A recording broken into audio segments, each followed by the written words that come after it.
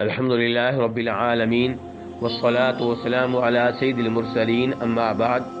کسی بھائی نے یہ سوال کیا ہے کہ جناب ابو بکر رضی اللہ تعالیٰ عنہ نے جناب فاطمہ کو نبی علیہ السلام کی وراثت کیوں نہ دی، فدق کی زمین میں سے جو ان کا حصہ تھا انہیں کیوں نہ دیا؟ تو گزارش یہ ہے کہ جناب ابو بکر رضی اللہ تعالیٰ عنہ کا یہ عقیدہ تھا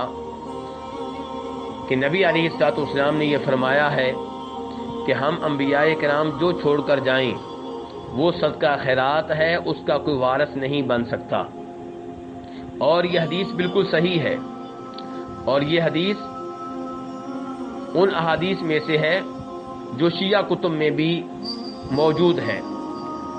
چنانچہ کلینی نے اسے اپنی کتاب الکافی میں روایت کیا ہے۔ تو یہ وہ حدیث ہے جس پہ سبھی کا اتفاق ہے، اور اس سے صاف صاف معلوم ہو رہا ہے کہ انبیاء کرام علیہ السلام جو کچھ چھوڑ کر جائیں وہ وراثت کے طور پہ انبیاء کرام علیہ السلام کے رشتہ داروں میں تقسیم نہیں ہوگا، بلکہ وہ صدقہ خیرات ہے۔ اور گزارش یہ ہے کہ اس بات کو جاننے کے لیے کہ جناب صدیق رضی اللہ تعالیٰ عنہ نے اور جناب عمر فاروق نے نبی علیہ السلام کی چھوڑی ہوئی زمینیں ان کے وارثوں میں تقسیم کیوں نہ کی، ایک حدیث کا مطالعہ بہت مفید ہوگا۔ اس حدیث کو امام بخاری نے، امام مسلم نے اور ابو داؤد نے روایت کیا ہے۔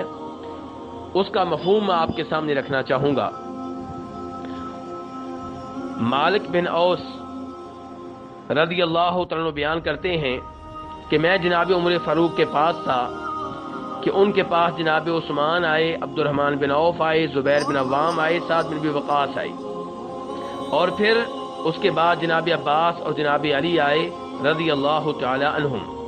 جناب عباس کہنے لگے کہ اقضی بینی و بین ھذا یعنی علی، کہ امیر المؤمنین آپ میرے اور علی کے مابین فیصلہ کر دیں۔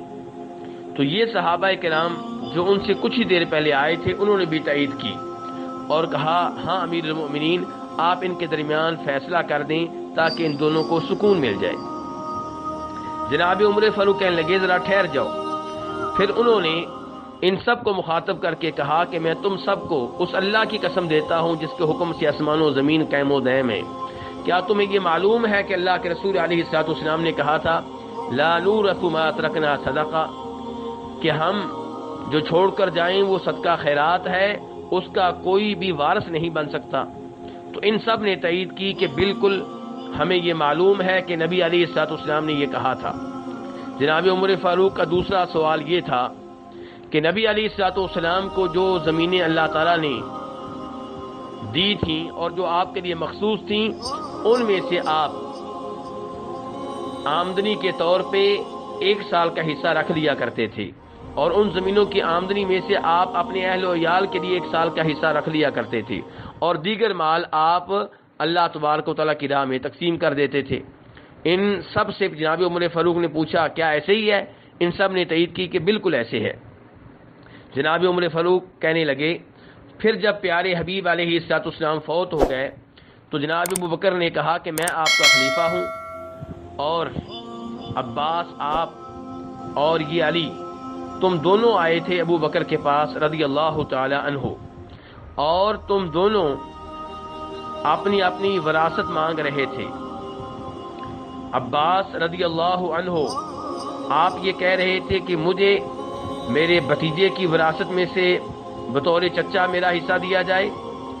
اور علی آپ یہ کہہ رہے تھے کہ میری بیگم جناب فاطمہ کا جو حصہ نبی علیہ السلام سے بنتا ہے وہ میرے حوالے کیا جائے۔ تو جناب ابو بکر نے کہا تھا کہ نبی علیہ السلام نے فرمایا تھا لا نورث ما ترکنا صدقہ، کہ جو ہم چھوڑ کر جائیں وہ صدقہ خیرات ہوا کرتا ہے، اس کا کوئی وارث نہیں بن سکتا۔ اور اللہ جانتا ہے کہ ابو بکر صدیق نے جو بات کہی تھی اس میں وہ سچے تھے، اور ابو بکر بہت نیک تھے، ہدایت کے اوپر تھے، حق کے اوپر چل رہے تھے۔ تو جناب ابو بکر نے وہی کچھ کیا جو اللہ کے رسول علیہ السلام ان زمینوں کے تعلق سے کرتے رہے۔ پھر وہ بھی فوت ہو گئے، تو میں نے کہا کہ میں اللہ کے رسول کا صلی اللہ علیہ وسلم اور ابو بکر کا خلیفہ ہوں تو میں بھی وہی کچھ کروں گا جو وہ کرتے رہے۔ تو اے عباس، پھر آپ میرے پاس آئے اور علی میرے پاس آئے، اور اس وقت تم دونوں متحد تھے، تو تم دونوں نے ان زمینوں کا مطالبہ کیا کہ ہمارے حوالے کی جائیں۔ تو میں نے کہا کہ اگر تم چاہو تو میں تمہارے حوالے کر دیتا ہوں، لیکن شرط یہ ہے کہ تم ان زمینوں کے ساتھ وہی سلوک کرو گے جو اللہ کے رسول علیہ الصلوۃ والسلام نے کیا تھا اور جو ابو بکر نے کیا تھا، یعنی کہ انتظام تمہارے سپرد ہوگا، تم ان کے مالک نہیں ہوگے، اور وہی کچھ کرو گے جو اللہ کے رسول کرتے رہے۔ تو تم دونوں نے وعدہ کیا تھا اور میں نے یہ زمینیں تمہارے حوالے کر دی تھی، اور اب تم آئے ہو کہ میں فیصلہ کر دوں، تو قیامت بھی قائم ہو جائے تو میں یہ کام نہیں کروں گا۔ اگر تم یہ زمینیں نہیں سنبھال سکتے تو میرے حوالے کر دو۔ تو اس تفصیلی روایت سے معلوم ہوا کہ جناب عمر فاروق رضی اللہ تعالیٰ عنہ نے یہ زمینیں جناب عباس اور جناب علی کے حوالے کر دی تھیں، لیکن بطور مالک نہیں، بطور وارث نہیں، بلکہ بطور منتظم، تاکہ یہ ان زمینوں میں وہی کچھ کریں جو نبی علیہ الصلوۃ والسلام کرتے رہے تھے، اور وہ کیا کہ ان کی آمدنی میں سے 1 سال کا خرچہ آپ علیہ الصلوۃ والسلام کی بیویوں کے لیے مخصوص کر دیا جائے، اور باقی جو مال ہے وہ اللہ کی راہ میں تقسیم کر دیا جائے۔ تو اس حدیث سے اور اس روایت سے بھی پتہ چلا کہ ان سب صحابہ کرام نے